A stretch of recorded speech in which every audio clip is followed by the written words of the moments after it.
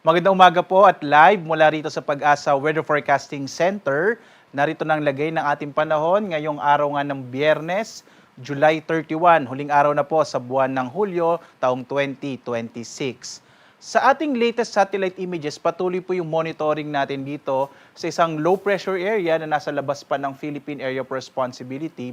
Sa ngayon, maliit pa rin yung posibilidad na ito ay maging bagyo, pero inaasahan natin na papasok ito ng Philippine Area of Responsibility either today po or bukas. Pero makikita nyo itong trough, ito yung mga kaulapan, nakabuntot po nitong low pressure area. Ito magdadala ng maulap na kalangitan at malaking posibilidad ng mga pag-ulan sa malaking bahagi ng Visayas, maging dito sa may lalawigan ng Masbate, gayon din sa may area, sa may silangang bahagi ng Mindanao, yung Caraga, Davao Region, maging sa South Cotabato at Sarangani. So mag-ingat po sa mga posibilidad ng flash floods at landslide dito sa area kung saan nakaka-apekto naman yung trough o yung extension nitong low pressure area. Samantala, inaasahan din po natin itong bahagi naman ng Luzon. Makikita niyo wala pong masyadong mga kaulapan ngayon.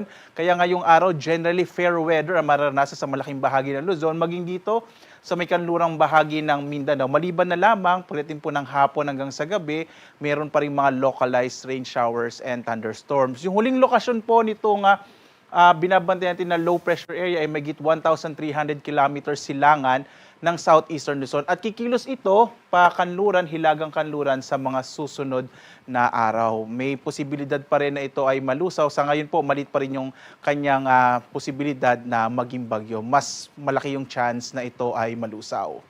So dito nga po sa Luzon, inaasahan pa rin natin generally fair weather, yung malaking bahagi ng Luzon, bagamat posible pa rin ang mga localized rain showers and thunderstorms. Yung agwat ng temperatura sa Lawag nasa 25 to 31 degrees Celsius.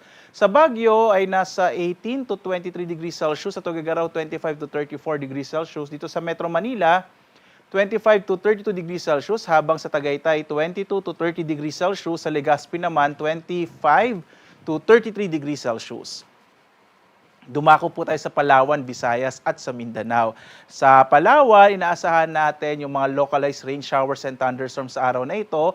Agwat ang temperatura sa Calayan Islands nasa 26 to 31 degrees Celsius, habang sa Puerto Princesa nasa 25 to 32 degrees Celsius. At dahil nga sa trough o yung mga kaulapan na dala ng low pressure area sa labas ng PAR, magiging maulap yung kalangitan at malaki yung mga posibilidad ng mga kalat-kalat na mga pag-ulan, pagkilat-pagulog sa bahagi ng Visayas, lalong-lalo na po sa may Eastern Visayas. Yung agwat ng temperatura sa Iloilo, nasa 24 to 31 degrees Celsius. Sa Cebu naman, 26 to 31 degrees Celsius, habang sa Tacloban, 25 to 32 degrees Celsius. Sa bahagi naman ng Mindanao, inaasahan din natin yung maulap na kalangitan na may mga pag-ulan sa may bahagi ng Caraga Region at sa Davao Region, maging nga sa mga lalawigan ng Sarangani at South Cotabato.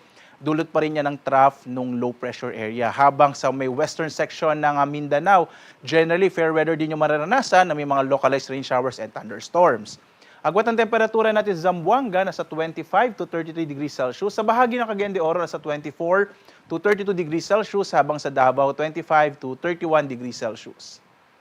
Sa lagay naman po ng ating karagatan, inaasahan natin banay hanggang sa katamtaman na magiging pag-alon ng ating karagatan. Wala po tayong naka-issue na gale warning sa kasalukuyan. Ibig sabihin, ligtas sa pumalaot ang mga sasakyang pandagat at mga bangka sa mga baybay ng ating bansa. Pag-iingat pa rin po, lalo na yung mga maliit na sasakyang pandagat.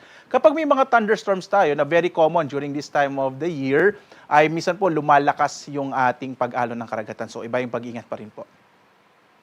Narito naman ating inaasahang panahon sa mga susunod po na araw. So makikita po natin this weekend, bukas, araw ng Sabado hanggang Linggo, kalat-kalat na mga pag-ulan pa rin mararanasan sa may bahagi ng Visayas at ilang bahagi ng Mindanao dahil magpapatuloy yung epekto ng trough ng low pressure area, or pwedeng yung low pressure area mismo yung magpapaulan sa may bahagi ng Visayas at ilang bahagi ng Mindanao. Pagdating po ng Lunes hanggang Martes, inaasahan naman natin yung silangang bahagi ng ating bansa dito sa Bicol Region, Eastern Visayas, Caraga at Northern Mindanao, magiging maulan naman dahil po merong isang bagyo na nasa labas pa ng Philippine Area of Responsibility. May international name ito na Dolphin. Hindi naman ito papasok ng PAR. Sa ngayon po, ang tutumbukin nito ay yung bahagi ng southern part ng Japan. Medyo malakas po itong bagyo na to, pero nasa labas ito ng PAR.